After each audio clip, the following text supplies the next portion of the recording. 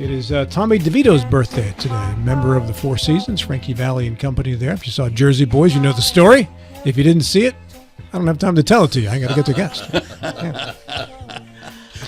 Yeah. Thanks to our vibrant and wonderful Facebook community for their comments and suggested questions and such.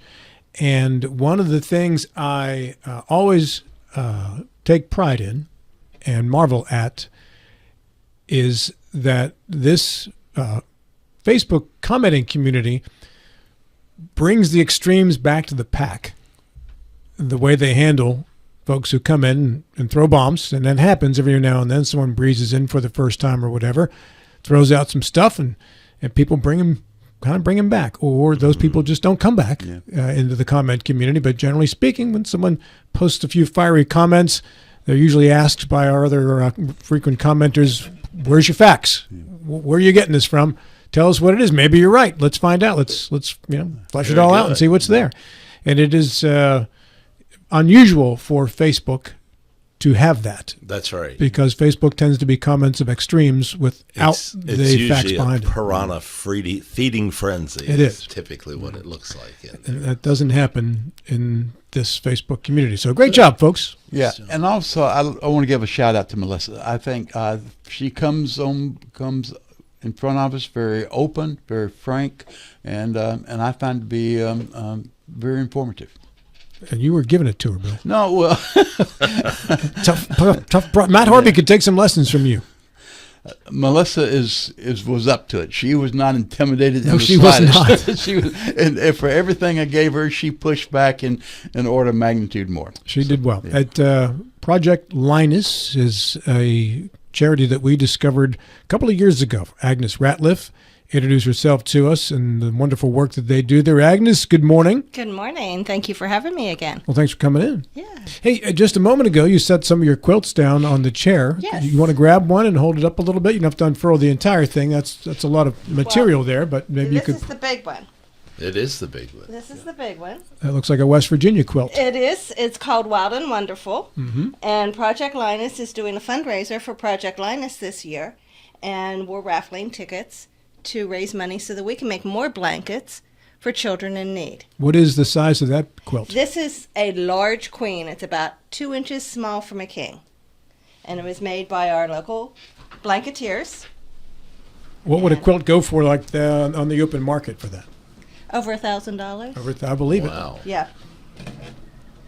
Especially it being a specialized quilt with the beautiful colors. Yeah. And how much are raffle tickets for that? Let's see. Hang on a second here. I'm going to hang on. Okay, 1 for $2, 3 for $5, and 7 for $10. Wow. And where do you get them? You can get them from me. You can get them from our website page, which is Project Linus EP for Eastern Panhandle .org. And we have a raffle page right on there that you can go, and we have a QR code that you can pay for them and get the tickets. We will be at several events hopefully this summer that you can get them, and you can always reach out to our Facebook page, or you can reach out to my email address, and I'm going to get it right this time. It's alratliff57@gmail.com. AL Ratliff, 2 Fs. Right. 57 at gmail.com. Yes. All right.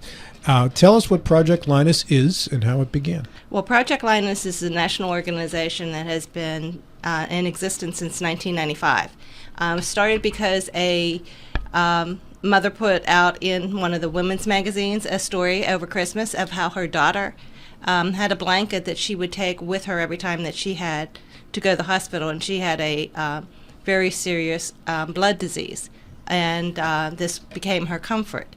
So with that, one of the ladies read the magazine and said, I want to do this for the hospital here in Colorado, and that's how it was born. We have over 300 chapters throughout the United States. It's 100% volunteer, 501c3. We make blankets for children in need. They can be quilts. We have this beautiful little quilt that you guys are going to love this. These blocks were colored by... guess I should do it this way, huh? By children at Musselman Middle School or the senior citizens at the senior center. and then we put them into a quilt, and this will go to a shelter or a hospital, somewhere there's a child that needs a little bit of hug and comfort and security in these times. How do you find out about the children? We are actually with same-day surgery at the Berkeley Medical Center, which now they're moving to Jefferson because of the flooding.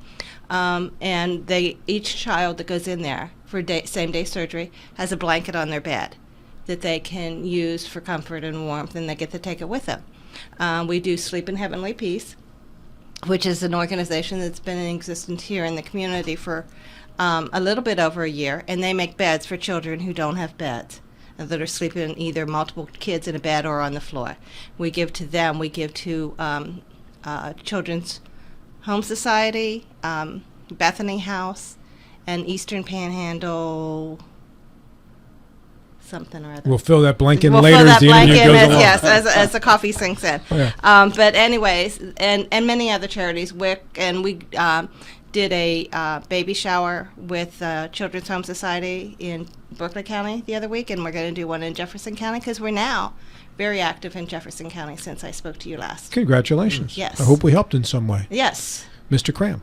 Typically, how do you distribute the blankets? How are they given out once you determine a child is in need? The hospital takes care of the hospital Okay. ones. The Children's Home Society takes care of those, and other organizations we reach out to them and say, okay, we come up with this program and we make these blankets. Please let us know, and we'll be glad to provide them for you. I have teachers at schools that say, or especially counselors, say that I have, a child that's going through something. Can we have a blanket? And we're hoping to get more into the schools for that. Now, while some of these, or a lot of these that you've brought here, are certainly handmade, Yes. are all the blankets, or do you do also purchased blankets? No, this is the wonderful thing about it. Mm-hmm. All the blankets are handmade. Okay. They're made with love for the children. You can go out and purchase a blanket, but it's not the same as having a handmade blanket, which you may have from when you were younger.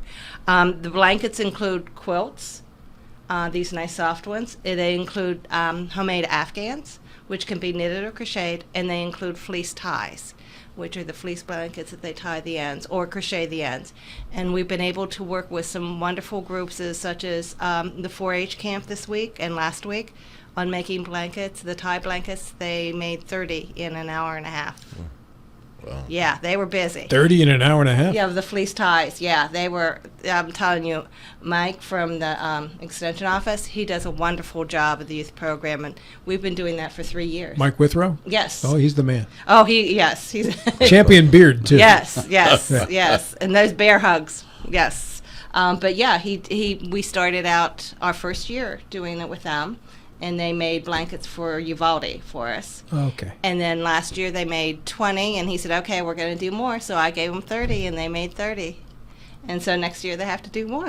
That's production, baby. Yeah, right there. they do have a line of production because Thursday is their giving back to the community day. And they have a production of tables set up, and they have different items for hygiene products for men and women and children, and they get those and they bag them up and box them up, and they have those. They just keep going around and around and around. And he usually has some crazy music for them playing that they can sing along to. And then we had several tables with people set up to help us make these blankets, the fleece blankets. And when they were done with the other part, they started moving those tables together and taking more blankets to get them done. Yeah, so it's a wonderful opportunity. And then this week, the children, because it's the younger children, are going to be coloring blocks for us. And then you sew all the blocks together? We with sew all quilt. the blocks together and make a blanket and usually put something nice and soft on the back. And the flip side of that is pretty cool, too. Yeah. Show the flip side. Okay. There you go. Yeah. and is that just The- material? The Yes. wild things. Right. Yes. We try to make the backside soft or something that, a little bit different so that they have something, to... That's like Bill. Gruff on the outside, soft on the inside. But, and the seniors love doing that. I walk in there to the senior center, and they're like, are we coloring today? And I'm like, yep. And then, I had one guy that wouldn't color. He says, no, I'm going to play with my tablet. And I'm like, okay. And the next week he goes, oh, maybe I'll do one. And now he's like, oh, good, the coloring lady's here. So I get to color with him. And it's wonderful because they have so much to give. Mhm. And unfortunately, a lot of them have what they have to give taken away from them. Sure. Bill? Yeah, are most of the blankets made with collective groups, or a lot of them made at home individually? It can be either. The Girl Scouts get together and make them, the 4-H. We do some of them individually at home. We also have days that we do them at the Berkeley 2000 Rec Center. They have been very gracious in supporting us, that we go in twice a month and we create. We create blankets, or we create kits that you can take home and make. I go to different youth groups, and like I said, I did Musselman Middle School, and that was a wonderful program that they started doing a club day. And that was this past year was the first year that they did that. All the kids had to sign up for a club event. It could have been walking around the school. It was at the end of the school day.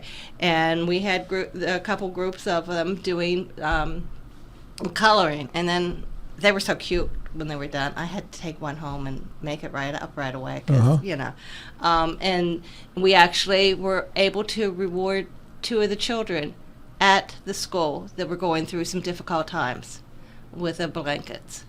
Are the old quilting bees still to be found? Yes, they are. Yeah. Quilting groups are to be found. There are some. There's some guilds in the area that do quilting. Others, there's a Sisterhood of the Thimble, which is a group that I belong to, that get together and just show off all of our things and share ideas. That's a tough thing to say, what you just Sisterhood said. of the Thimble? Yeah. Yeah. Rolled right off the tongue. Rolled there. right off the tongue. Hey, I've been, with them for several years, and they make blankets for charities and themselves. But they call theirs quilts because they're quilts. We call them blankets at Project Linus because we do the Afghans and the fleece and the quilts. There are a lot of groups and a lot of little groups that get together. Just a couple of ladies. There's a fabric store up in Cape and Bridge that she has the old sew machines. They're called featherweights. They're not lightweight, but they're featherweights, and because they were small. And she gets together and they just sew, and then she has other things that goes on with it and everything like that. So yeah. How many quilters do you have in the Berkeley County area, Agnes?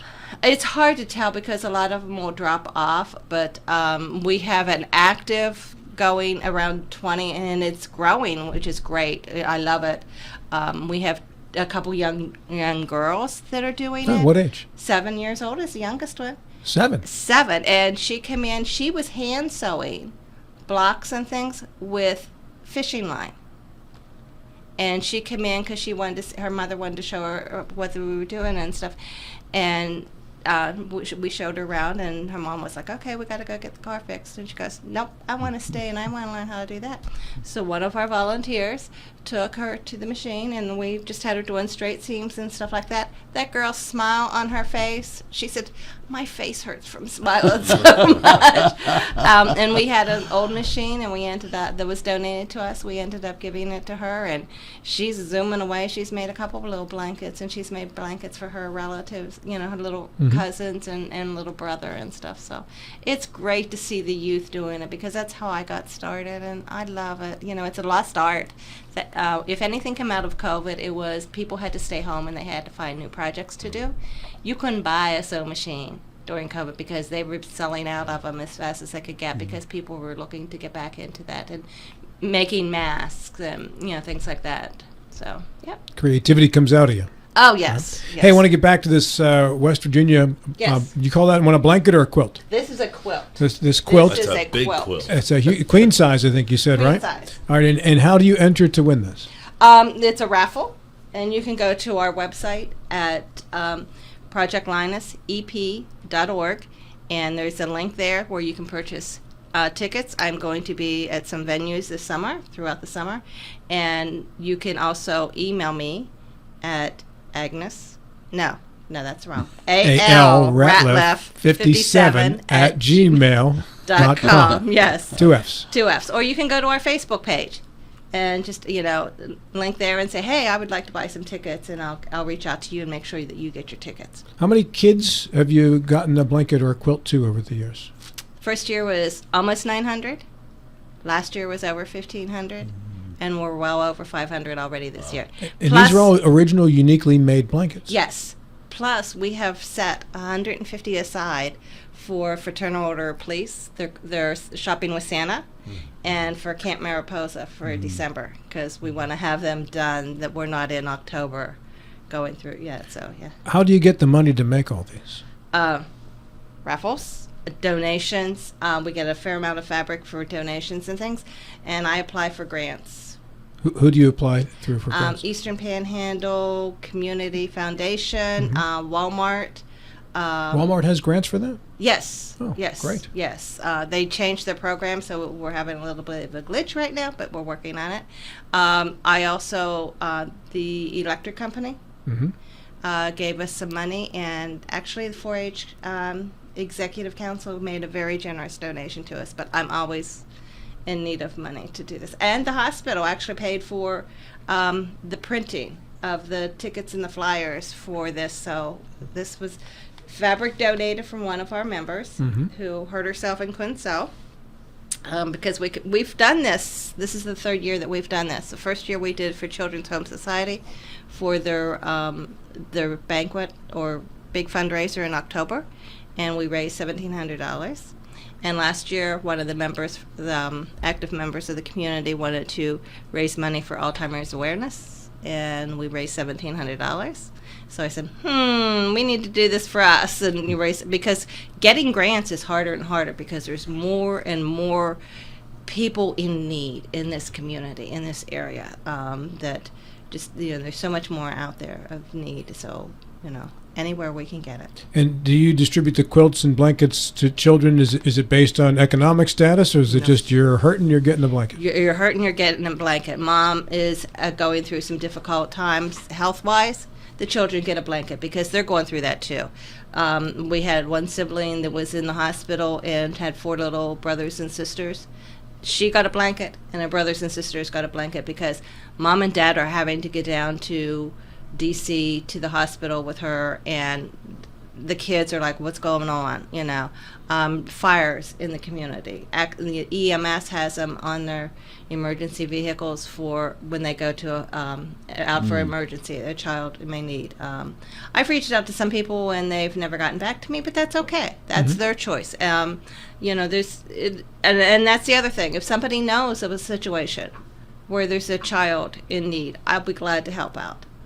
And just give them a little comfort, a little love. We actually had one blanket last year. We sent some blankets down to Children's National Hospital, and because there was a real need for it, and our babies go down there. And we were at an event last fall, and the mother said to me, "I know these blankets." Her daughter had gone down there to have a pin removed from her leg because she had, on the scooter too long and had an accident. And she got a blanket from Project Linus, Eastern Panhandle. So our blanket went down and came back. So I think that was pretty cool. Have you done any for pets? No. Will you? No, we're children. We will do, like, what is left over of scraps and things like that, of batting and everything. I have a couple ladies that do make beds for cats. They don't like to do them for the dogs because the dogs like all that stuff that's in the middle and chew through. Yeah, just like they do with their toys, There's no squeakies in there, but it's something about that, the flannel and cotton in there that they go crazy on. They love to chew and scratch. Oh, yes, they do. That's why I have cats. Yeah. Do you take any of those to the Humane Societies when you do those? Yes. The girls do. They do to, I think, Jefferson County Humane Society and here in Berkeley County as well. How has the cost of material been over the last couple of years? It's almost doubled from what it was, yeah. Like everything else, then? Like everything else, yes. That's why, a lot of us collected material before, and we're going through our material and trying to save money and get rid of some, not get rid of, but donate it to some groups. You'll have people that are downsizing, and they're like, I just don't do this anymore. And I'm like, children's fabric, give it to me.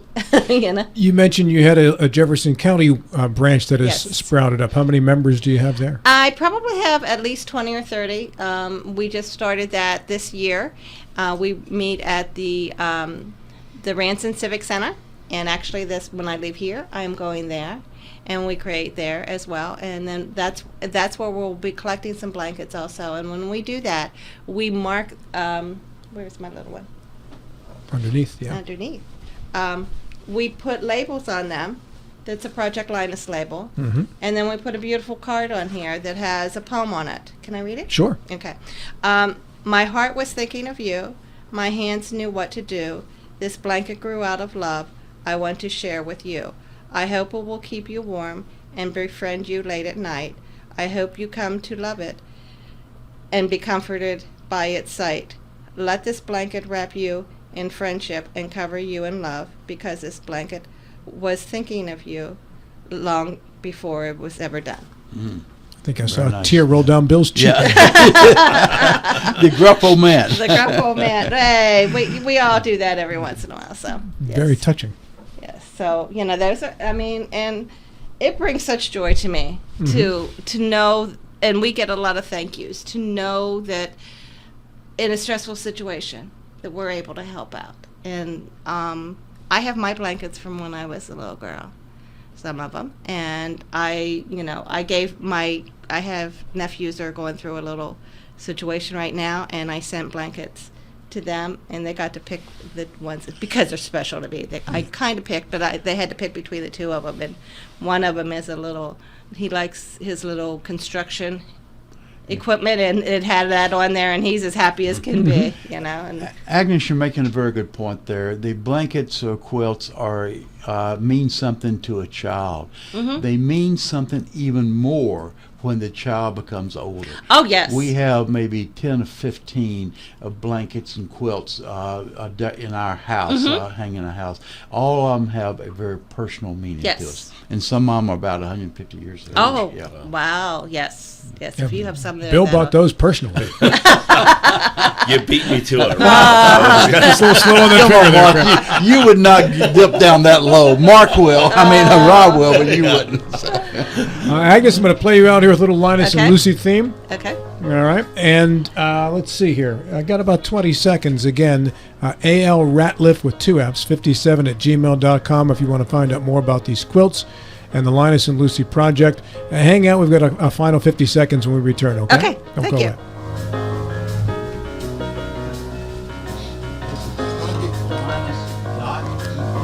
No.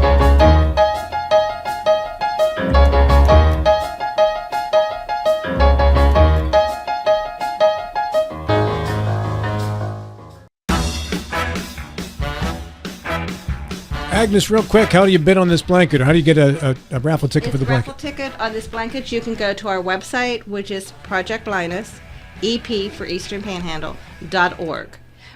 You can go to our Facebook page and text me. You can go to my email, which is alratliff with 2 Fs 57@gmail.com. Well done. Thank you. They love you on our Facebook comment thank section. you. Bill, They love me less. everybody loves you. I'll see you on Friday. I'm looking forward to it, Rob. Mr. Cram, see you next time. Who loves you, baby? Dave Thank Ramsey you. Show is next. This is Talk Radio, WR Martinsburg and TV 10.